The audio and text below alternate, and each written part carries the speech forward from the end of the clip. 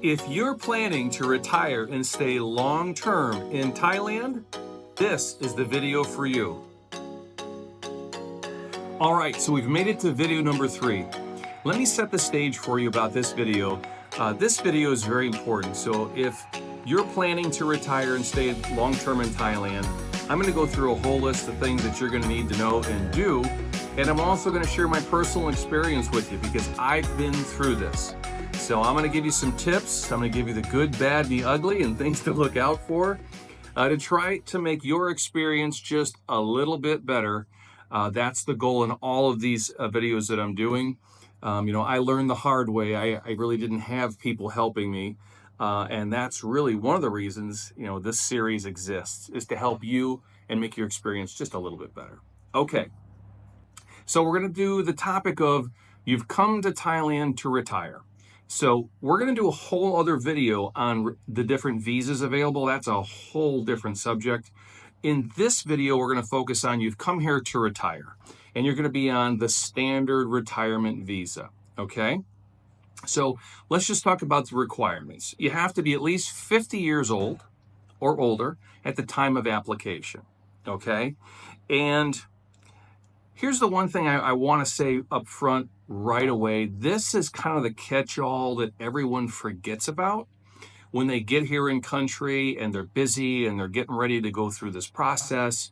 You must have a Thai cell phone number prior to applying for your long-term visa, okay? So remember that, highlight that, whatever you got to do, okay?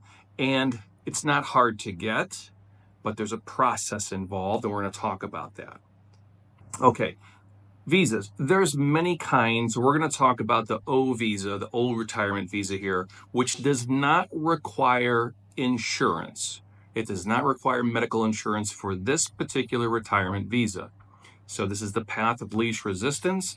This is the visa, for the most part, that most people that are coming over here to retire use, okay? And we'll talk about the other ones in a different video. Okay, you're also going to need to show financial proof. There is a financial requirement of 800,000 baht that will be needed in your bank account to apply for this visa. Okay, and I'm going to go more in detail about that in just a few minutes.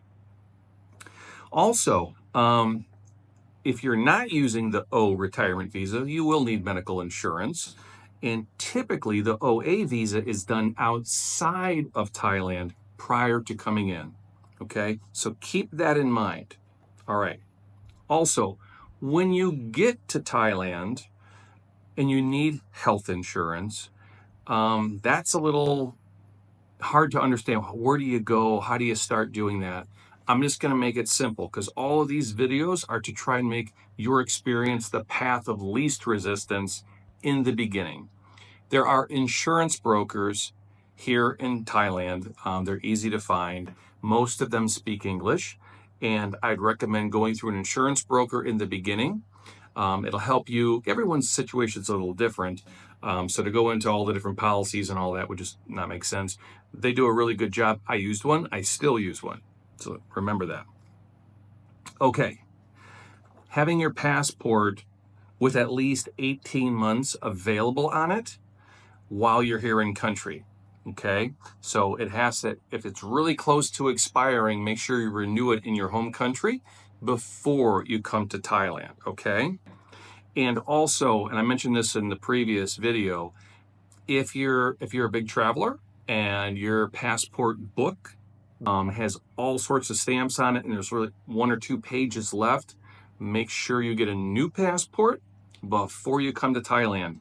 In the beginning stages of getting in country, there's a whole bunch of stamps you're going to get. So you need to have enough pages to be able to get all those stamps in your book, okay? Also, when we're talking about getting a visa, visa agents are truly in the very beginning stages of your time in Thailand. The easiest way, maybe not the best, but the easiest way to get your first visa secured, okay? So I highly recommend going through a visa agent in the very beginning, okay? There's many of them. You hear horror stories. There's always the bad ones out there, but there are good ones out there too. Call a couple of them prior to coming into country, talk with them, build a relationship with them. Look at their reviews on Google, check out their website. You'll know the established ones, and you'll know the ones that maybe are not. So just be very wary of that. Um, if you need a little help on that and you're not sure who to call or what to call, fire me off a message. I can give you a name of a couple of them. I don't get anything for it, but I went through a pretty tough experience with my very first visa agent, and I'm going to share that with you at the later on in the video. Okay, when it comes to visas, some of you Americans are going to need to go to the U.S. Embassy to get documents notarized, or other things in the embassy in Thailand, the U.S. Embassy. Now, here's one thing that I learned that I want to share with you. If you have to schedule time to go to the embassy, typically the visa office that you're dealing with will schedule that online with the U.S. Embassy. You have to schedule an appointment to go into the U.S. Embassy here. You just can't walk in unless it's an emergency situation. So if it's just regular administrative things, you need to book online for that and get a confirmation email that you'll print out to bring to enter the U.S. Embassy. Now, here's the thing that's interesting. Maybe you're using a Thai visa agent who speaks good English, but isn't American. Well, guess what? They've never been in the embassy.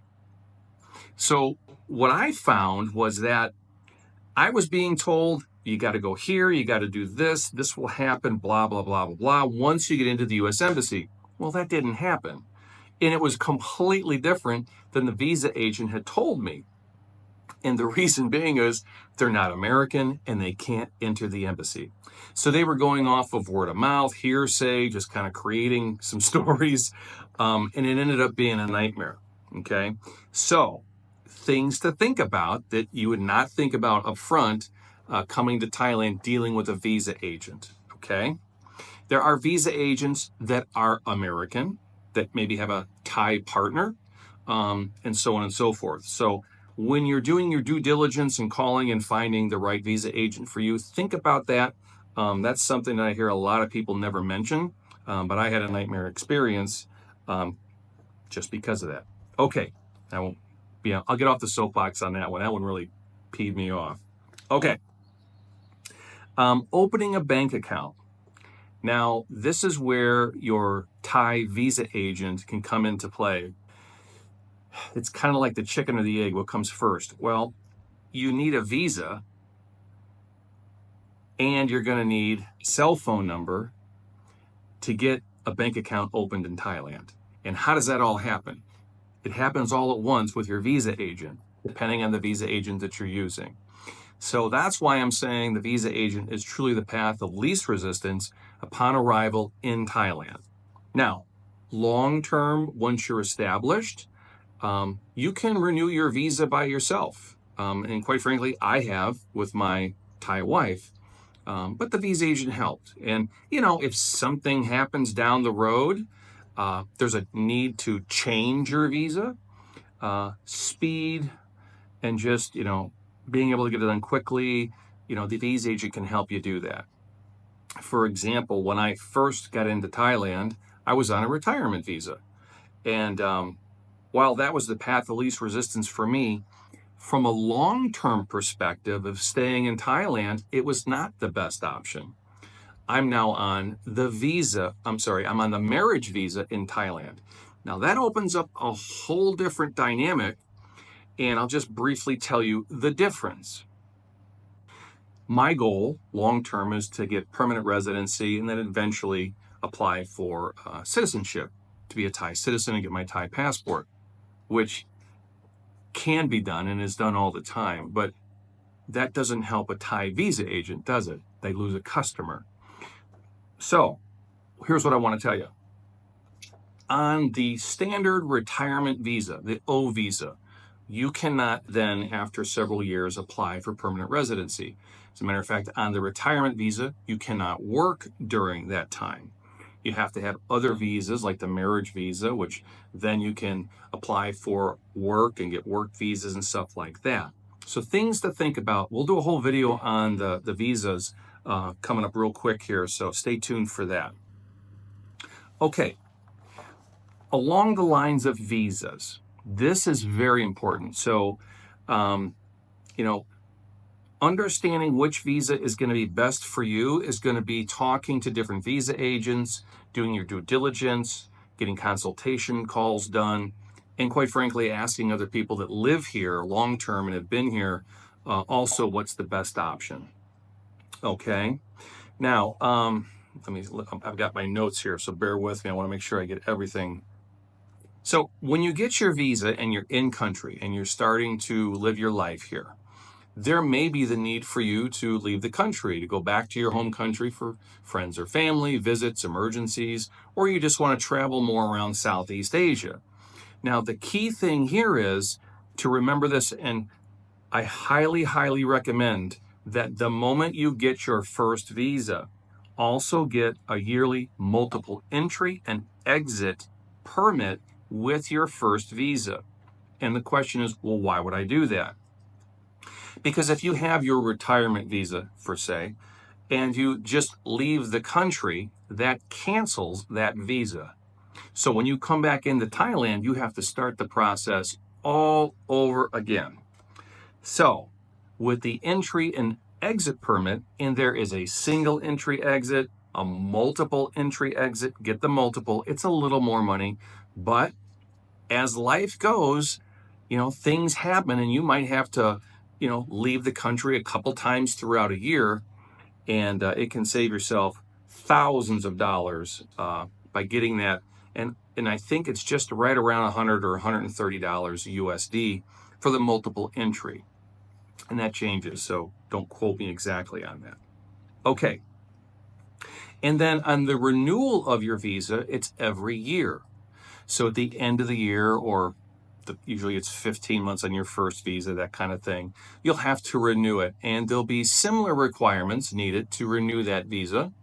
Now and again, you can use the visa agent. They can help you through that process. It's usually a day or two to get that done.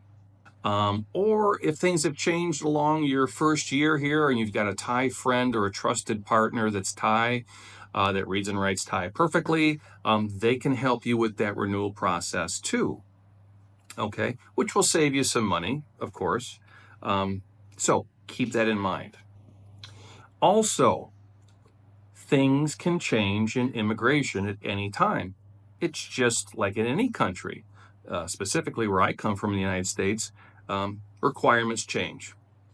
So my rule of thumb is to periodically, at least quarterly, pop onto the Thai Embassy website or Thai immigration website and look at your visa requirements and make sure that the list of requirements hasn't changed. So there's no surprises for you at the end of the year if something were to change.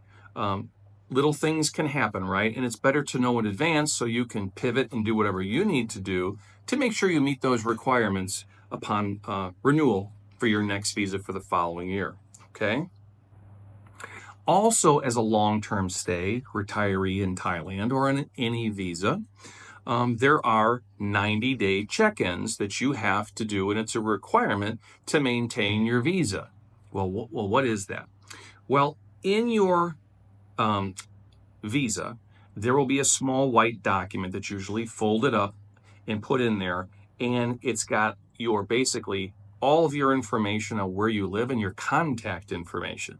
Okay, and every 90 days you have to check in with immigration, and basically it just says, I haven't moved, I'm still living here, and they document that. Okay, so if you did move, like when you first get into Thailand, you think you want to live here, but actually you found a better place over here and you moved, and at least it keeps them updated on where you're at in the event they have to contact you for anything. Okay, and it is the requirement.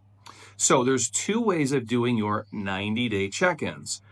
The first way is in person. You can go in fill the document out. You'll need to make copies of the stamps in your passport. You'll need to have those in the correct order, okay? And then you'll have the actual form that you fill out, which is already in your passport. I recommend that if you're going to do it in person, make copies of that form so you can use it as a guide when you fill out the next one, because really all you'll be changing is the date unless you actually have moved and there's a new address. So there's a tip from Jim, okay? The other way to do it is online, okay? Personally, I've tried it.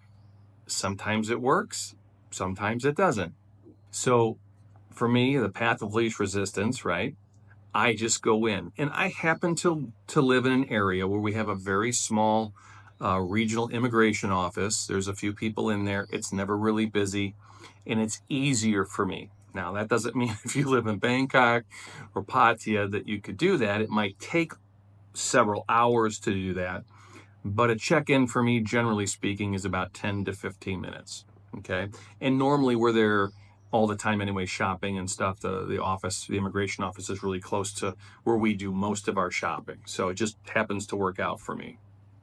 Okay, visa runs. Now, what are these? Essentially what it is depending on the type of stamp you get here, and usually it's for visitors, okay? And you have to leave Thailand after typically 90 days, 180 days, leave the country for a day or two, come back in and get a free stamp, okay? There's many reasons for that to happen. Some of that is triggering taxation in the country. 180 days, if you're here over that, you could be subject to taxation on your income. So, and again, the next video, I'll do it very soon here. We'll go into detail about that, but that's a whole different video that we're going to cover extensively. Okay, now, this is, I am going to do a separate video about this, but I'm going to go into some detail here with you, and that is, what do I need financially to live in Thailand? What's it really going to cost on a monthly basis? Now, before I get into my details here, I did do a previous video, if you have time or interested, on my personal budget here in Thailand and what it cost me to live here, to give you some reference. So if you do have time, check that video out too. That'll give you a lot of detail as well. What I've tried to do at a high level here to make this video so long, but I've come up with 3 levels of income that can provide 3 different lifestyles in Thailand, okay? And that way it kind of covers several people's budgets, wherever you may be financially and what you want to spend, right? And is it even possible to live in Thailand on the budget you have in your mind, or what's available? So let's just start from, I put level number 1. Level number 1 is the very bare minimum, what I believe with my personal experience of being here for several years and knowing, I've been all through the country. And that is $1,500 a month. In my opinion, that would be the bare minimum you would need to live in Thailand. Now, is it going to be an elaborate lifestyle? Are you going to be going out to dinner every night and flying around the country, hitting the clubs and all of that? No, probably not. However, if maybe that isn't your lifestyle and you're looking for you're going to live a little bit more rural, a little bit more outside of the cities, and maybe you go out to dinner once or twice, and you're not a big partier, big drinker, or whatever it is, right? The $1,500 a month can give you a relaxed, comfortable lifestyle here in Thailand, okay? Then there's level 2. Level 2 is what I've considered $2,500 a month. Now, this opens up a lot more options for you, and you can live what I consider a more comfortable lifestyle, okay? And the $2,500 a month, typically if you're looking for a nicer apartment, downtown Bangkok, or a high-rise in Pattaya right on the beach, this type of budget could put you into that type of housing, or a 3-bedroom, 2-bath villa with a pool you can probably 2,500 will get that for you in certain locations around the country. Okay, so just to give you some contrast there. Now, I'll just segue back to level one. You know, you can find an apartment pretty much anywhere in the major cities, a 2 or 3 bedroom apartment for around $500 a month, and a nice apartment. So that kind of getting them, then you have $1,000 for expenses, food, so on and so forth. So to give you an idea what that 1,500 will get for you. And at the very end of this video, I'm going to give you some what I call really insider information, unless you're in the country, to help you with housing and get a better idea prior to coming into the country. So stick around to the end. I want to share that with you. All right, let's talk about what I've considered level 3 income in Thailand. And that is $3,000 a month or above. Okay. Living in Thailand, pretty much anywhere in the country, if you have $3,000 a month or more, you're going to live a very, very comfortable lifestyle. Okay.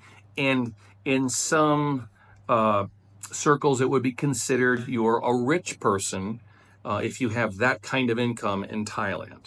Okay. So just to give you level 1, that's $1,500 a month. Level 2 would be $2,500. And level 3 would be $3,000 a month or more. Okay. And with that $3,000 a month, you're going to live very comfortably and have a really good lifestyle here in Thailand. So let me grab a little water here. Okay. So we're at the end of this video, and I wanted to try and keep it right around that 20, 30-minute mark for all of you. But here was the bonus I have for you that I want to share with you about, we already know about the financial levels, 1, 2, and 3, and what those are. Now, how do you use that and gauge what kind of a house would you have, or an apartment or condo in Thailand? Even if you're coming to Thailand to buy a condo, how do you know what these budgets would be like? Well, here's a tip, okay?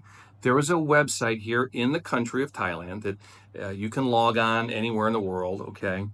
And it's called Fazwaz, and I'll put it up here on the screen for you, fazwaz.com. It's the equivalent, if you're in the United States, to Zillow. It's also the equivalent to realtor.com in the United States. It's a robust website that'll provide locations, housing projects, rent rates, houses for sale, villas for sale. You've got townhomes for sale if you want to buy buildings, all sorts of stuff. So I recommend take a look at the website, and that way you can look at your level 1 or 2 or 3 income and see what you're going to get for that kind of money, whether you're going to rent or buy right away in the country. So I wish I would have found that before I came to Thailand, but again, you don't know what you don't know. But that's what this channel is all about, is to help you a little bit, try to make your experience a little bit better entering the country.